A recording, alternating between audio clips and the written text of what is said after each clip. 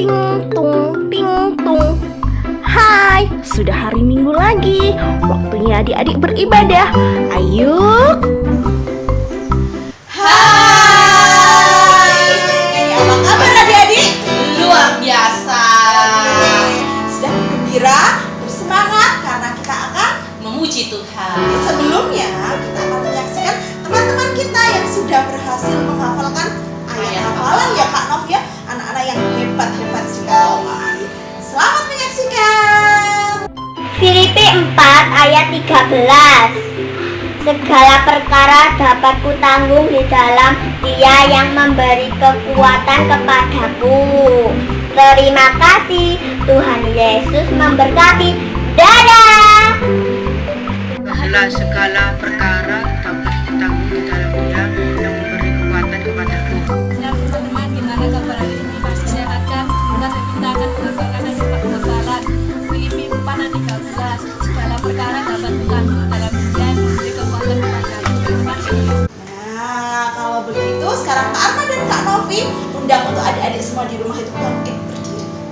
Kita akan pujikan apa Kak? Aku anak raja. Pasti bisa kalian. Ikuti ya gerakannya ya.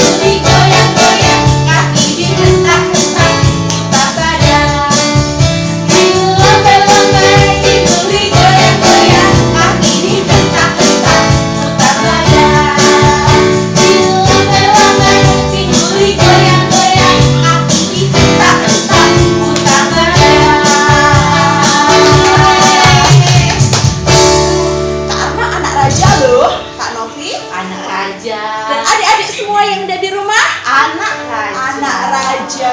Ayo kalau begitu, anak raja, kita akan siapkan hati kita untuk mendengarkan firman Tuhan. Tangan dilipat, kita akan memuji Tuhan, menyembah Tuhan dengan hati yang sungguh-sungguh.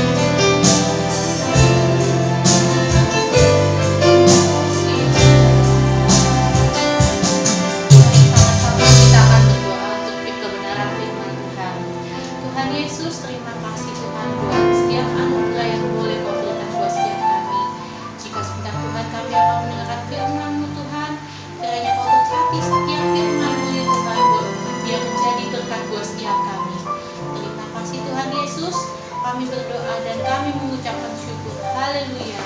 Amin. Shalom, selamat pagi adik-adik Sekolah Minggu GBDI Immanuel. Senang sekali kami bisa hadir kembali di layar kaca kita semua. Kita bersyukur karena Tuhan masih memberi kita kesempatan untuk mendengarkan firman Tuhan. Mari kita persiapkan diri, persiapkan hati, jangan lupa persiapkan juga Alkitab kita. Pagi ini kami akan bercerita tentang seseorang. Dia adalah seorang bapak, dan dia itu bukan bapak yang punya pekerjaan yang biasa. Ya, dia memiliki pekerjaan di istana raja.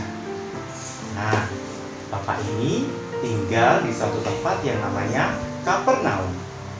Suatu hari, anaknya mengalami sakit yang sangat parah dan hampir saja anaknya itu mati. Pada saat bapak ini mendengar bahwa ada Tuhan Yesus yang sedang berada di Kana, maka ia memiliki rencana untuk menemui Tuhan Yesus.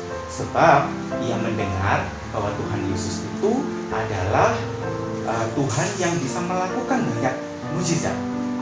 Nah, tapi jarak antara tempat tinggal dari bapak ini dengan Kana di mana Tuhan Yesus berada itu tidak dekat adik-adik. Ya, cukup jauh, kira-kira ada 40 km. Sehingga membutuhkan waktu yang sangat panjang untuk menuju ke tempat Tuhan Yesus berada.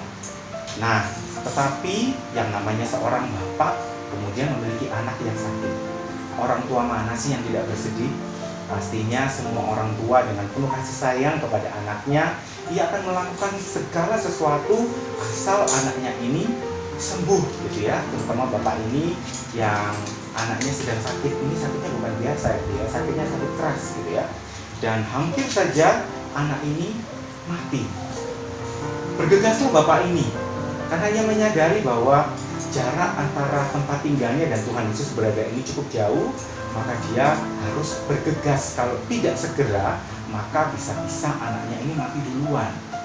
Nah, adik-adik, singkat cerita ketika bapak ini berjalan dan sampai ke suatu tempat di mana Tuhan Yesus berada, di situ nama tempatnya adalah Kana. Ya, di situ tempat di mana Tuhan Yesus pernah melakukan mukjizat yang pertama, yakni mengubah air menjadi anggur. Nah, Tuhan Yesus memiliki banyak kisah di mana ia melakukan banyak mukjizat, sehingga namanya dikenal oleh banyak orang, dan orang-orang banyak mencari Tuhan Yesus untuk mendapatkan sesuatu, termasuk kepada bapak ini.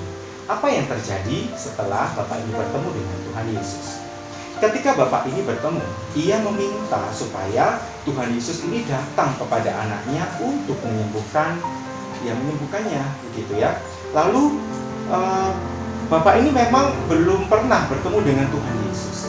Dia hanya mendengar bahwa Tuhan Yesus memiliki banyak kisah, banyak peristiwa di mana Tuhan Yesus banyak melakukan mukjizat.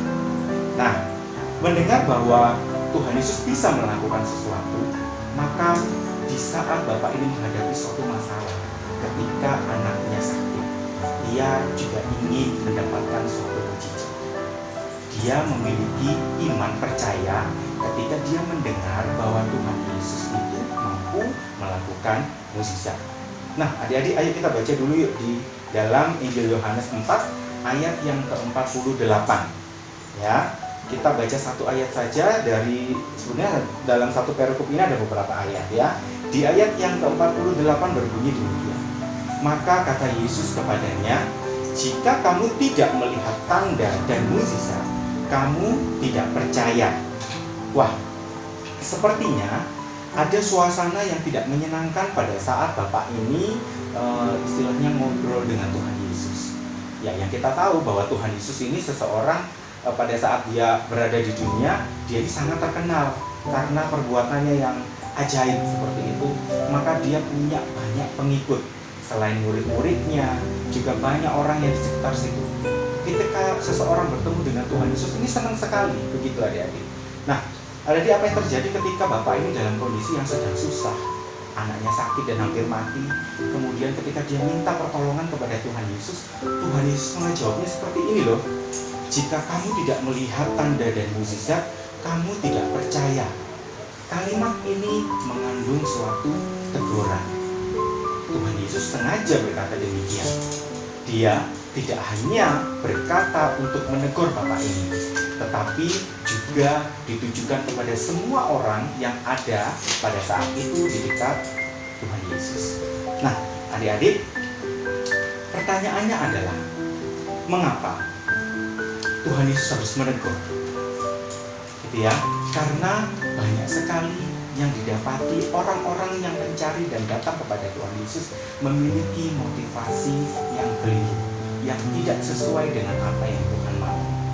Nah, lalu apa yang terjadi dengan kisah bapak ini setelah dia ditegur oleh Tuhan Yesus?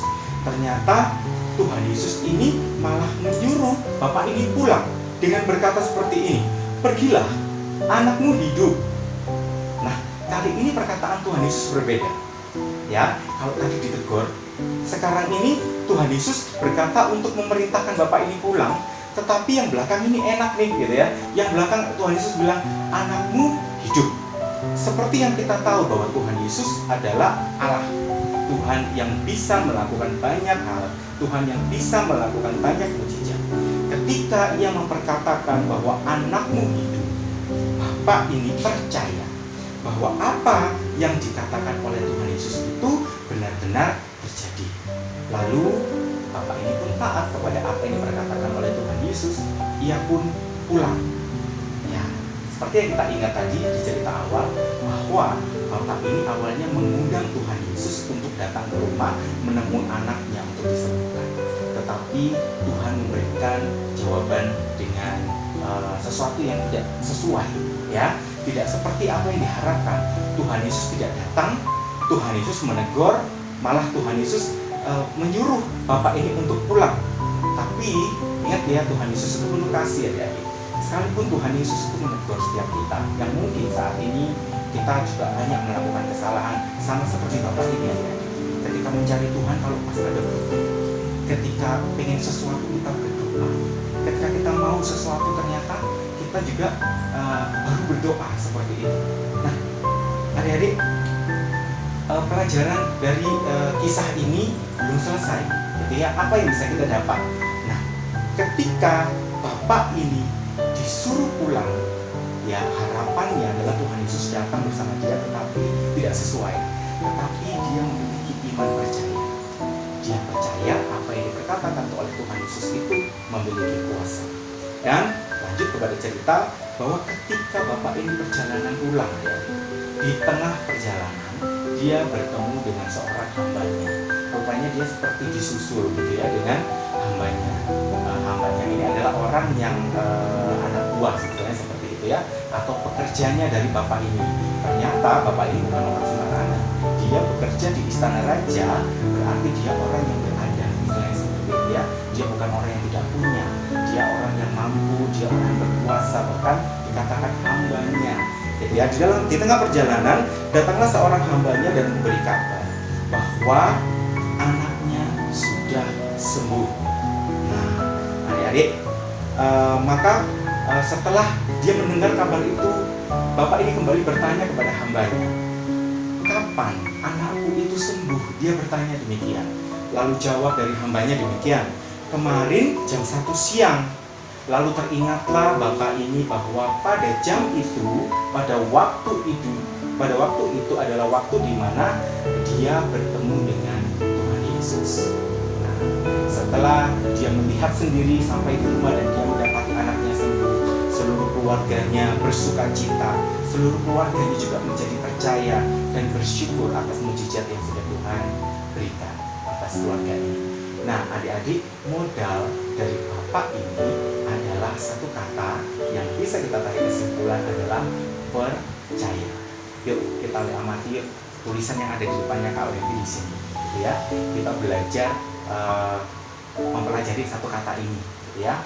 Kalau seandainya percaya ini saya pilah-pilah sesuai dengan suku katanya, maka terdapat suku kata yang pertama per, suku kata yang kedua ca, dan suku kata yang ketiga adalah ya. Ketika kita baca menjadi percaya.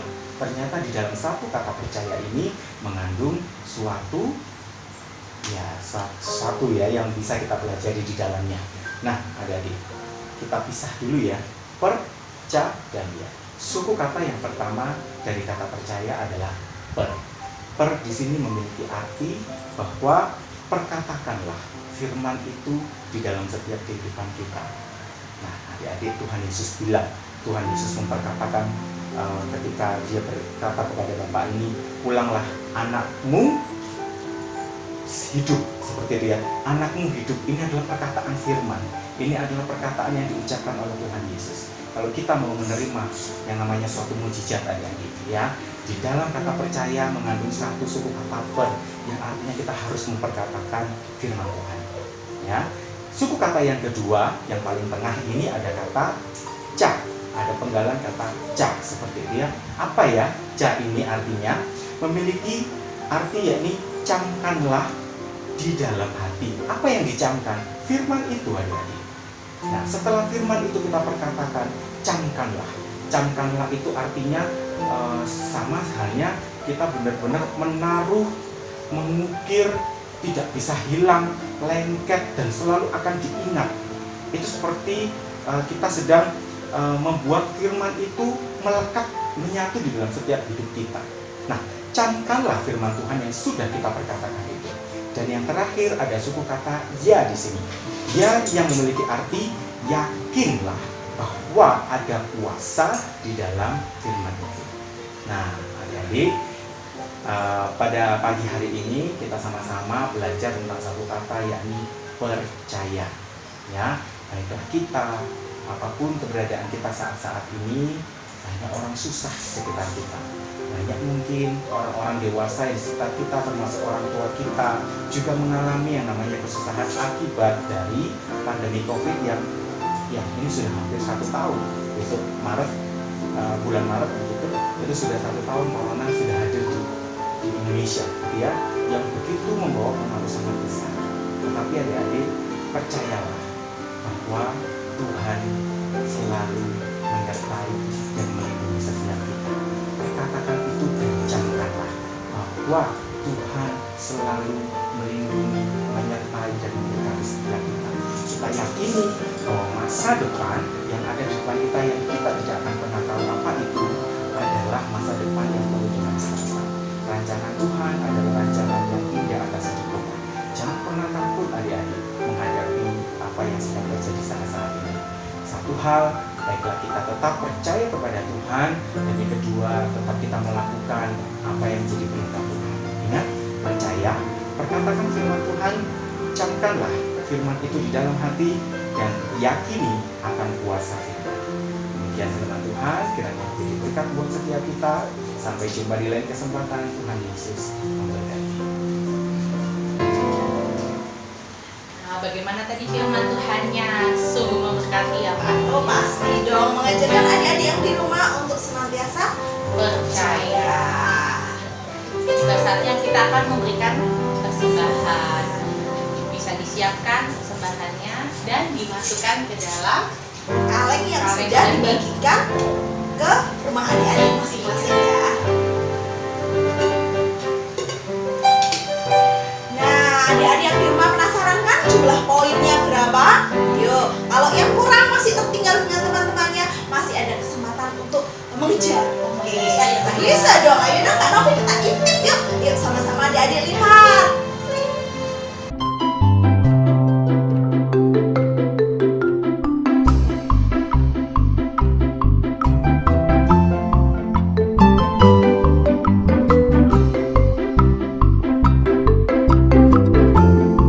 Nah, sudah kan?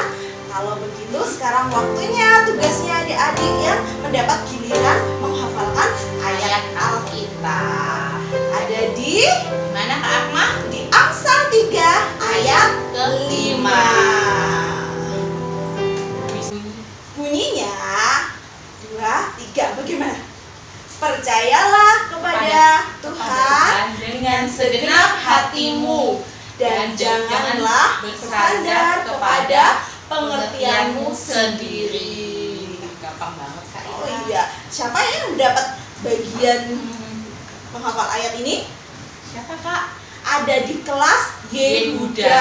Ada Caca, ada Lukas, dan satu lagi ada Gabriel. Gabriel. Kenapa sih kok kelas Yehuda? Aku kok enggak lagi? Nah, adik-adik tunggu dulu karena kelas Zakius sudah hebat-hebat semuanya. Untuk kelas Daud Sudah hebat. sudah selesai. Nah, tinggal yang kelas Yehuda. Tapi jangan khawatir, nanti pasti kebagian lagi ya Kak Novi ya. Gantian lagi. Oke. Nah, tugas minggu ini apa ya Kak ya? Untuk kelas Zakius menyanyikan lagu. Aku anak raja. Nah, dengan gerakan seperti yang tadi sudah dicontohkan Kak Alma dan Kak Novi. Di video, oke? Untuk kelas Daud, tugasnya apa Kak? bersaksi terus sampai Tuhan datang. Nah, jadi adik-adik kelas Daud belajar bersaksi.